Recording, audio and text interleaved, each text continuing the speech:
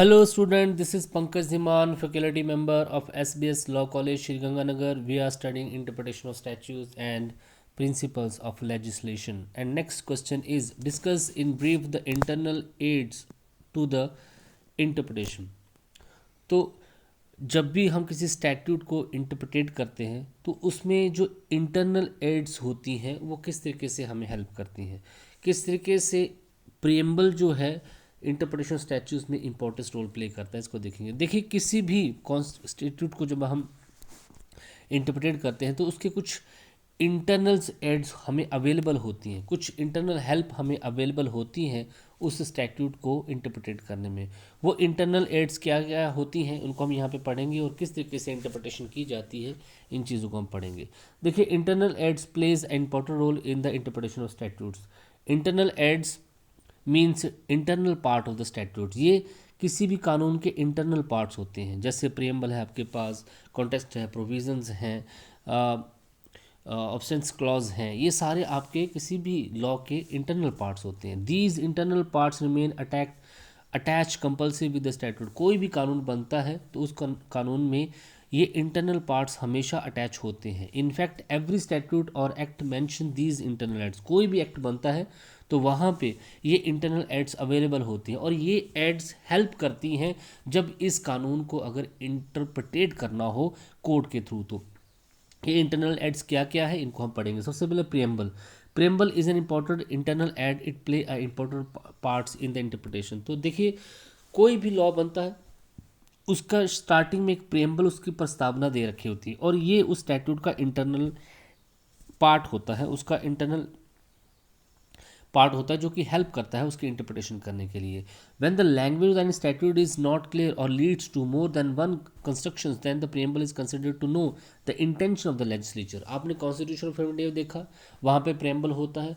जब भी हमें कॉन्स्टिट्यूशन में क्या बोला जा रहा है, कोई प्रोविजन समझ में नहीं आ रहा, कोई आर्टिकल समझ में नहीं आ रहा, या किस सिचुएशन में कौन सी चीज़ को फॉलो करना है, तो उस कंडीशन में हम देखते हैं कि फ्रेमर्स ऑफ इंडियन कॉन्स्टिट्यूशन की इंटेंशन क्या थी उस पर्पस, उस प्रोविज़न के पीछे, उस आर्टिकल के पीछे। उसी तरीके से कोई भी लॉ बनता है उसके इंटरनल पार्ट्स होते हैं जो कि लॉ के साथ ही अटैच होते हैं, जिसमें से प्रेम्बल भी एक होता है। प्रेम्बल हमेशा स्टार्टिंग में होता है जिसको उद्देशिका बोलते हैं।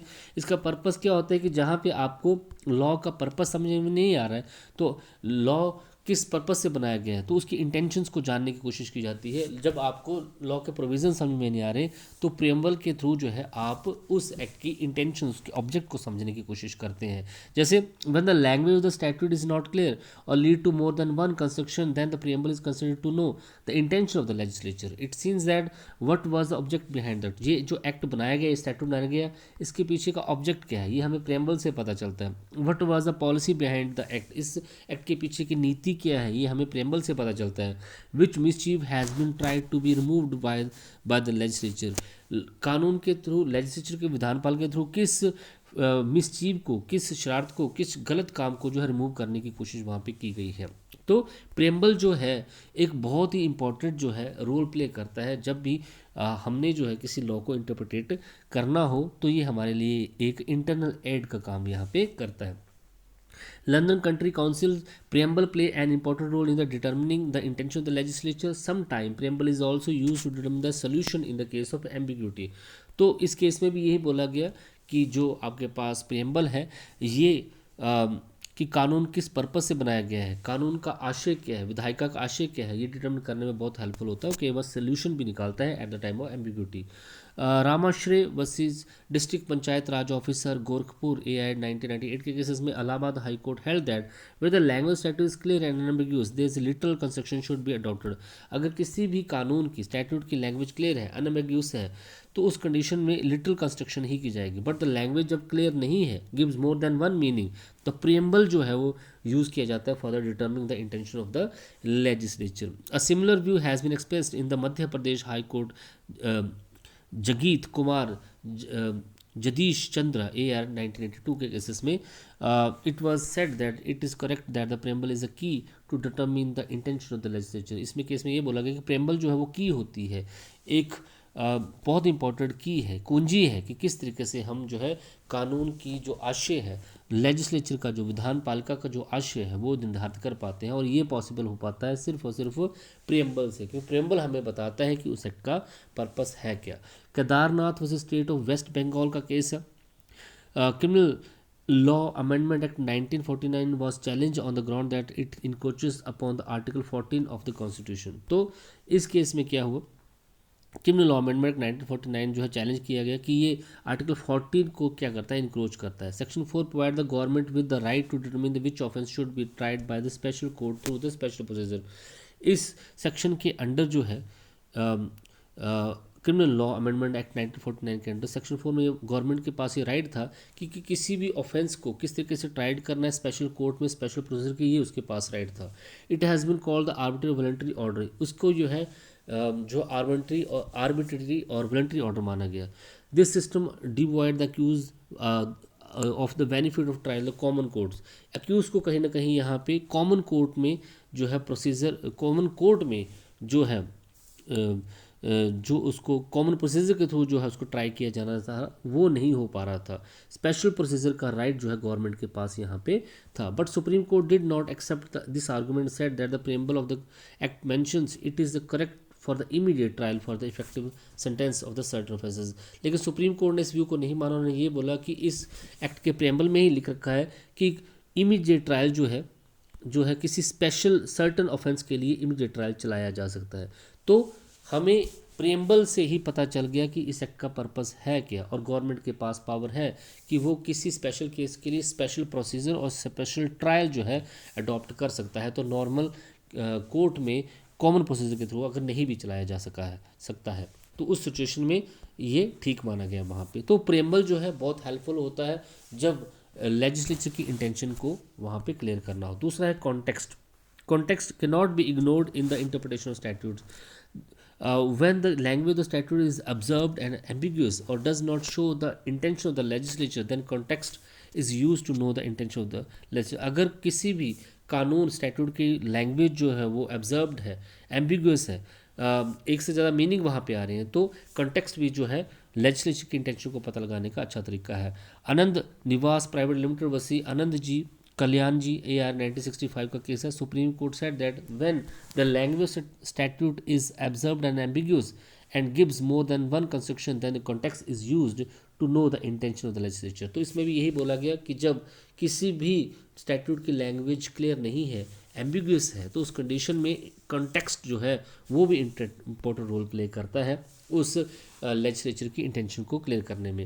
एक्चुअली कॉन्टेक्स्ट करता क्या है? कॉन्टेक्स्ट जब भी आप कोई एक्ट देखते हैं तो उसमें कॉन्टेक्स्ट हमेशा होता है। कॉन्टेक्स्ट में उस लॉ की इंट्रोडक्शन दे रखी होती है, present situation of the law बता इस लॉ की आज की सिचुएशन क्या है, other law similar to the particular law, और इसके अलावा इस लॉ के सिमिलर और कौन कौन से लॉ हैं। तो इन लॉ से, इन कॉन्टेक्स्ट से हमें पता चल जाता है कि एक्चुअल में इस स्टैट्यूट का मेन पर्पस है क्या, इंटेंशन ऑफ द लेजिस्लेचर क्या है।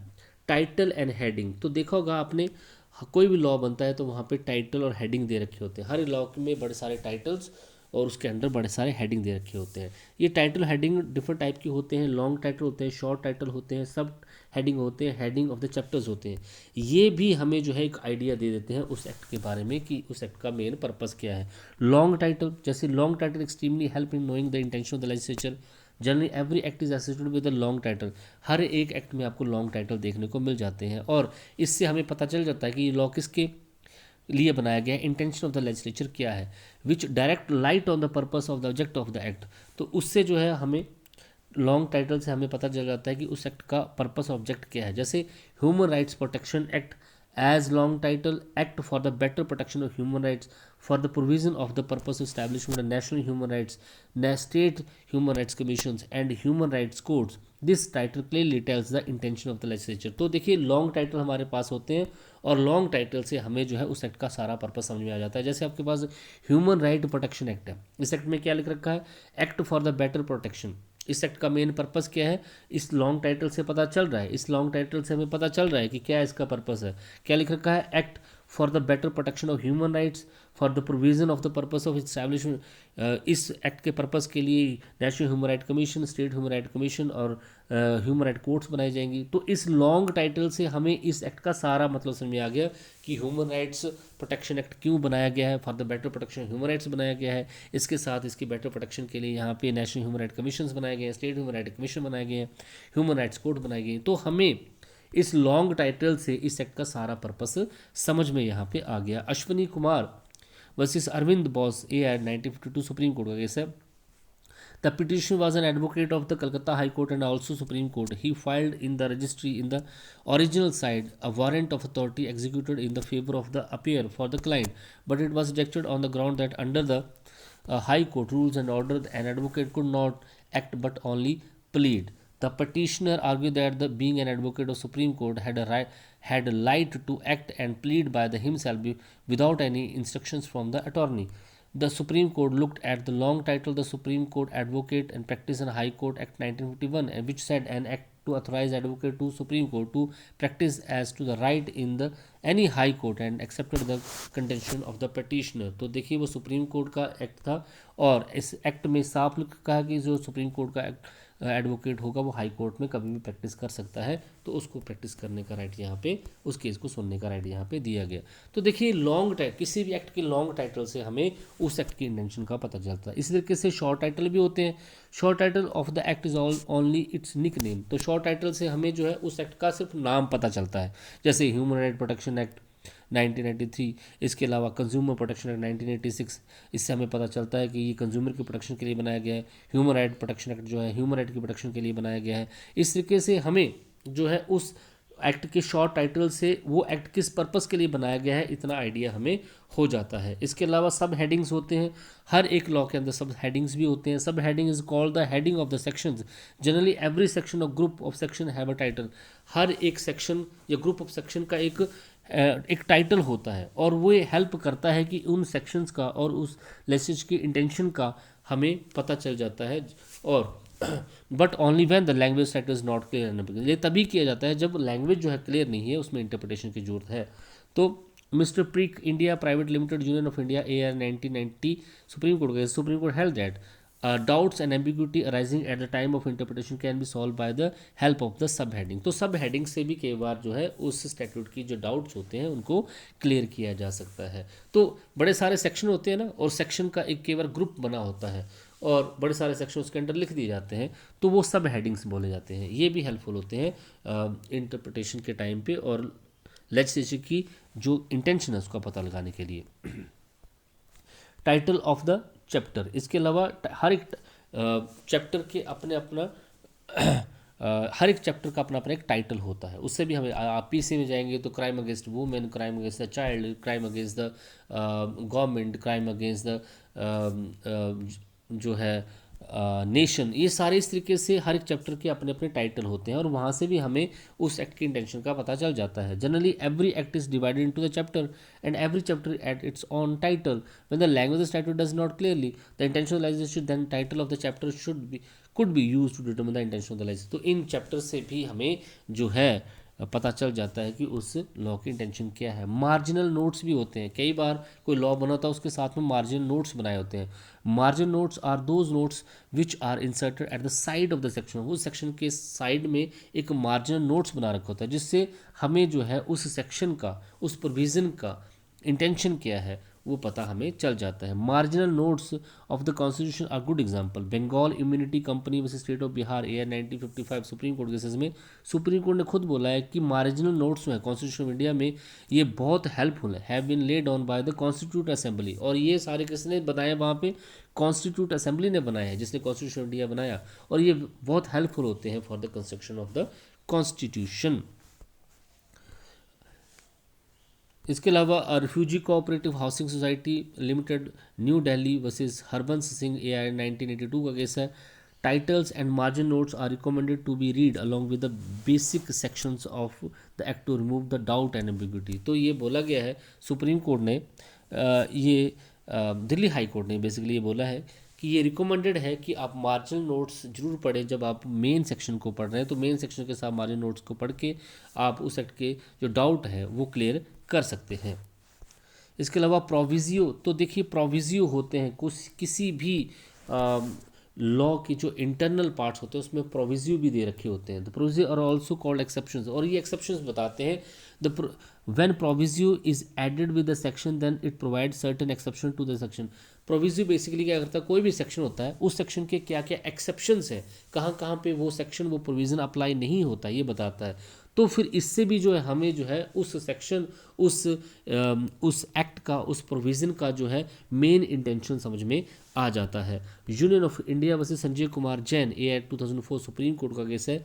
Supreme court held that the proviso signifies the prohibition of the enactment. तो प्रोविजियो बेसिकली क्या करता है, उस एक्ट उस इनेक्टमेंट की जो है एक्सेप्शंस होता है वो बताता है, उस एक्ट की जो प्रोहिबिशन है साथ में बता देता है, उस एक्ट की लिमिट्स को हमें बता देता है कि कहाँ तक हमें इस एक्ट का यूज़ करना है और कितनी लिमिट में हमें इसको प्रोविज़न का यूज़ हमें करना है।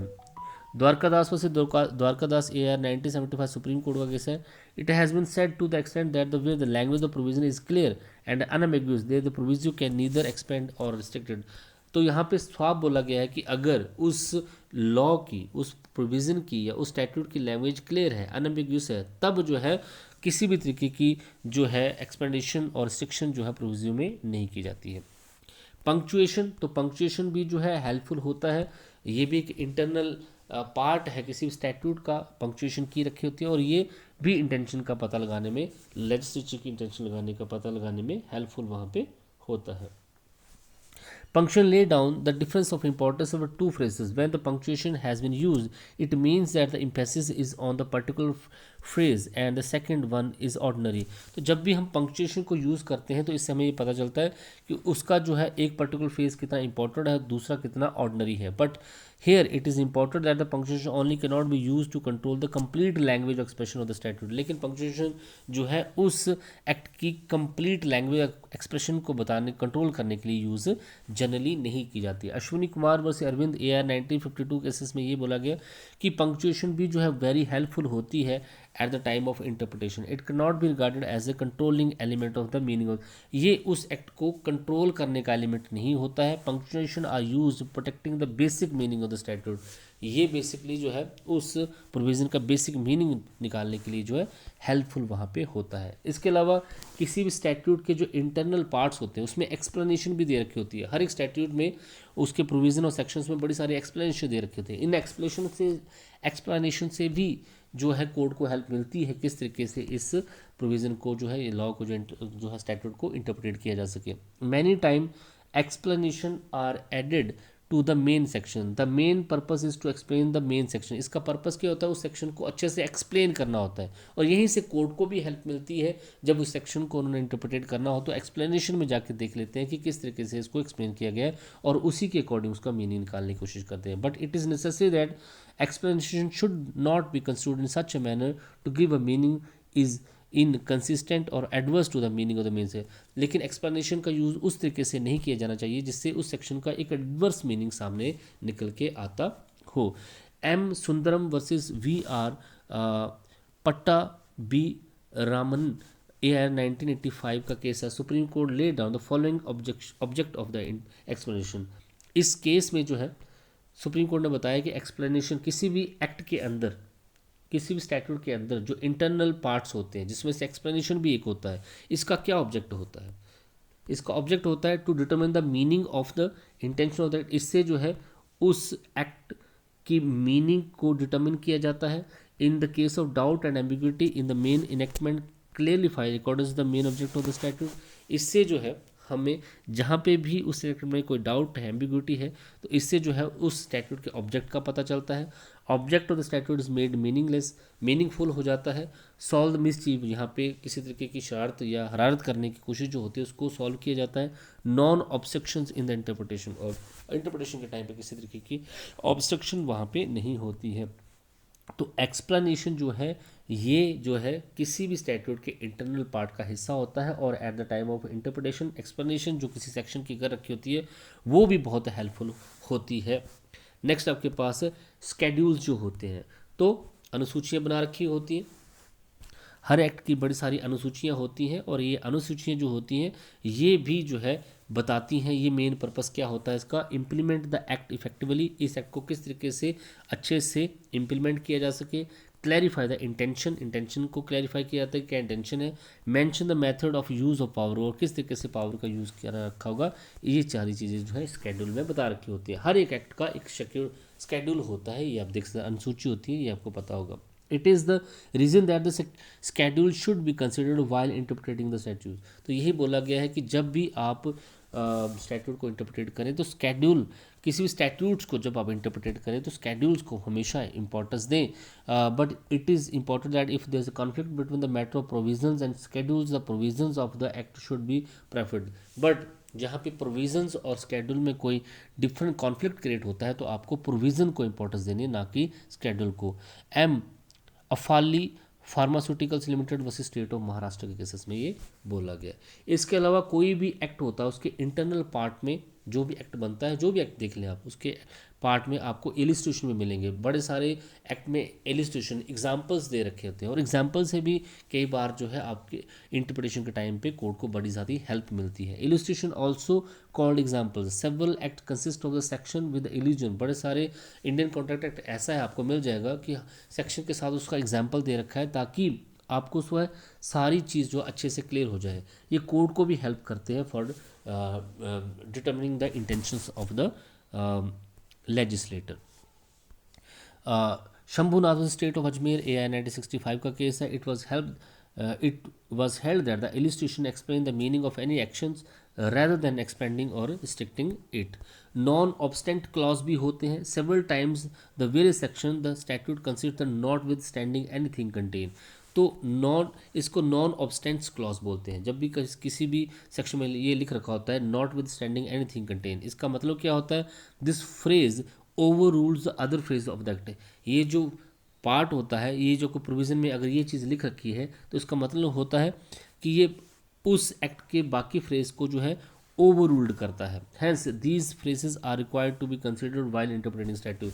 तो एक प्रोविज़न जो है किसी एक्ट का, उसके प्रोविज़न जो है अगर लागू नहीं होंगे, कोई दूसरा प्रोविज़न उस प्रोविज़न पे जो है बड़ा होगा तो उसको वो ओवर रूल्ड कर देता है। बाकी सारे प्रोविज़न जो है उसको एक प्रोविज़न ओवर रूल्ड कर रहा है, तो ये लिखा जाता है उस टाइम पे not with standing anything contain. और इसको भी इंटरप्रिटेशन के टाइम पे जो है हेल्प, इंटरप्रिटेशन ऑफ स्टैट्यूट के टाइम पे जो है इसको यूज़ किया जाना चाहिए, इसको कंसिडर किया जाना चाहिए। स्वप्न कुमार आचार्य वर्सेस सुभाष चंद्र भट्टाचार्य AR 1998 का केस है। Kolkata high court stated that the disputed non obstante clause should give an effective meaning of the interpretation statute. तो ये जो नॉन ऑब्स्टेंट क्लॉज होता है ना, जिसको हम बोलते हैं not with standing anything contain, ऐसा होते हुए भी, तो ये जो चीज़ें जो हैं ये भी इंटरप्रिटेशन में बहुत हेल्पफुल साबित होती हैं।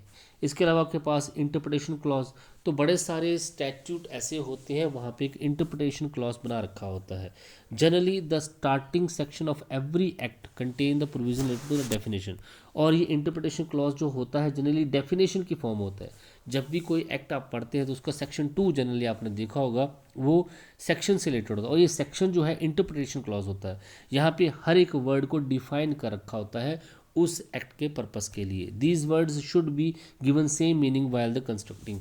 तो इन वर्ड्स का सेम मीनिंग निकाला जाता है। तो बड़े सारे अगर आप देखेंगे IPC देखेंगे तो एक्ट, ओमिशन, पर्सन, सिटीज़न, ये सारी चीज़ें पहले ही डिफाइन कर दी जाती हैं, और ये सारी चीज़ें भी हेल्पफुल होती हैं for the court to determine the true nature और true intentions of the legislature. तो इंटरप्रिटेशन क्लॉज में क्या दे रखा होता है, uses following words includes, means और मीन्स, ये सारे वर्ड्स यूज़ कर रखे होते हैं। इससे जो है उस वर्ड को बेसिकली डिफाइन वहाँ पे कर रखा होता है। State of Bombay versus hospital Mazdoor Sabha AR 1960 का केस है। It has been stated that the include in the inclusive definition clause and is liable to be interpreted in an extended way and not in the restrictive way. तो जब आपके पास definition clause दे रखा है तो उसकी interpretation जो है उसी वे में की जानी चाहिए, रिस्ट्रिक्टिव वे में नहीं की जानी चाहिए। HDFC bank limited Mumbai versus Vasudev Shripad Walvakar AR 2019 का केस है। It was decided in the matter that the definition of any word should be read in the reference with the subject matter and purpose of that. तो उस act में जो definition दे रखी है interpretation clause में शुरू में, उसको जो है उसी रेफरेंस में जो है रीड किया जाना चाहिए जो उस सब्जेक्ट का पर्पस है, उसी तरीके से इसको किया जाना चाहिए। सेविंग क्लॉज भी होते हैं, ये भी इंटरनल पार्ट होते हैं किसी भी एक्ट के। सेविंग क्लॉज क्या होते हैं, ये जो है किसी स्पेशल प्रोविज़न को वहाँ पे प्रोटेक्ट करते हैं। Generally the end of the every act consist a saving clause. Saving clause protect the certain provision. It neither provides new rights nor interferes with the established right under the repealed law. तो basically जो saving clause होते हैं वो जो है किसी certain provision को वहाँ पे प्रोटेक्ट कर देते हैं, रोक देते हैं। मतलब कि कोई चीज़ जो है किसी पर्टिकुलर चीज़ पे अप्लाई नहीं होगी, ये बता दिया था, इसको सेविंग क्लॉज बोलते हैं। It is important that the when there is seem to be a conflict between the provision of any section or saving clause, then the provision of section shall be preferred to the saving clause. But ये भी बोला गया है कि जब saving clause और provision में अगर कोई जो है कोई डिस्प्यूट क्रिएट हो जाए तो उस कंडीशन में जो है सेविंग क्लॉज को ज़्यादा इंपॉर्टेंस यहाँ पे दी जाती है। तो देखिए ये सारी आपके पास क्या है, इंटरनल एड्स हैं। किसी लॉ के अंदर कोई भी एक्ट बनता है तो उसमें ये सारी चीज़ें लिख रखी होती हैं, और इससे जो है जब भी जुडिशरी ने इस लॉ को इंटरप्रेट करना हो तो इन सभी चीज़ों को कंसिडर करके जो है उस लॉ को इंटरप्रेट कर सकता है, ताकि जो है इंटेंशन जो है लेजिस्लेटर की क्लियर हो सके। Thank you so much.